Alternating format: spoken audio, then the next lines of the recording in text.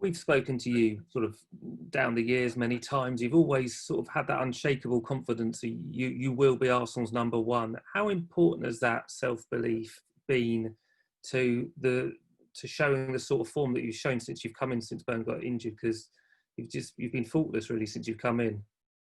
It's everything. Football's obviously talent is not enough. It's a mental game. Like I said, you have to deal with frustration when you don't play. You have to deal with the pressure. There's no excuses. Obviously, when you some of second choice goalies sometimes say, "Oh yeah, the lack of game, the flight of the ball is different when you train and when you don't when you play." And there's no excuse if you do everything right. You know what I mean? And I think that's one thing. Like my wife was saying to me, "Why do you train so much in lockdown? Why do you do this so much?" Because I think I might have my chance. I might do it. And look, I have it. After 2 games, I think when we started with the team, I was already training. I was already fitter than when I left. So so when Bern done the injury, when that happened with Brighton, if you see straight after, I had to make a low save, and I made it look easy because I was confident I done the right thing to prepare for each game. So that's when I start again, I start performing. So like that's what I do week in, day by day. I don't go week in, week out. When you play week in, week out. I do day by day, and that's why it drives me forward every time. When I think, oh, I'm not 100% sure, of course I am. That's my thinking, my belief. And you've spoken before about your self-belief and how you always believed you were capable of being Arsenal's number one. Were there any moments ever, maybe on loan or earlier in your career, when you thought it might not happen? Yeah. I'm not gonna lie. When I signed for Reading, I said this is my last loan. I'm not going on loan anymore. I said after the Reading season as well that this was my last loan. That's why maybe I performed as I had a newborn baby. I was tired of going on loan every time and not having my chances in my club. But then obviously when I finished the season at Reading, obviously I had offers to leave. But I always put Arsenal first, and obviously they trust me. Ospina left, they opened the door for me to stay, and when they opened the door for me, I closed it and said, okay, I stay in. You know, for me, Arsenal was always my priority. But at the end of the day, it's a career, and you need to make the most of it.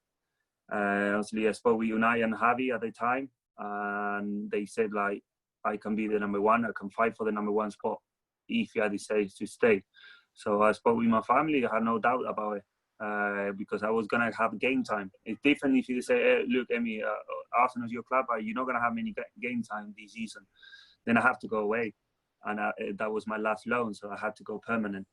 But in football, everything changes. Now I'm finishing the season, playing every game, but it's not over. I need to win that trophy.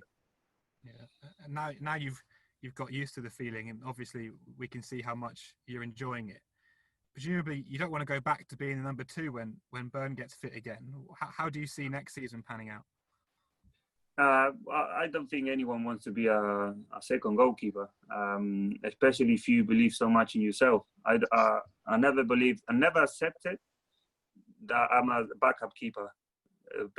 People say, no, you're a backup or whatever, and it hurts your feeling because you work to be the number one. That's me. And obviously, I'm not thinking about next season, to be honest, mate. We got a final. There's nothing going. I think my agent called me the other day and it's like, how do you feel? I said, what do you think about next season? I said, I don't want to talk about next season. I got a contract with Arsenal, so I need to play in that final, have my mind clear. And then whatever happens in the final and next season, it happens. It's football. I can go anywhere, but what I know, I got 2 years contract left in my Arsenal career. So let me win that trophy and then ask me that question again. Yeah. And just lastly from me, we were talking to Laka a minute ago about the first goal against Man City in the semi-final, and you played a big part of that with that passing in the 6-yard box.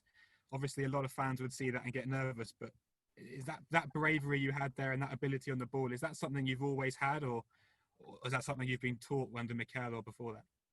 No, that's something I always had. When I was younger, I used to play up front. So I always have the ability to play with the ball, even 6'4". I can use both feet as well, which is my dad always saying to me, if you want to be a professional player, you need to use both feet since a very young age. And I remember being left-footed when I was really young.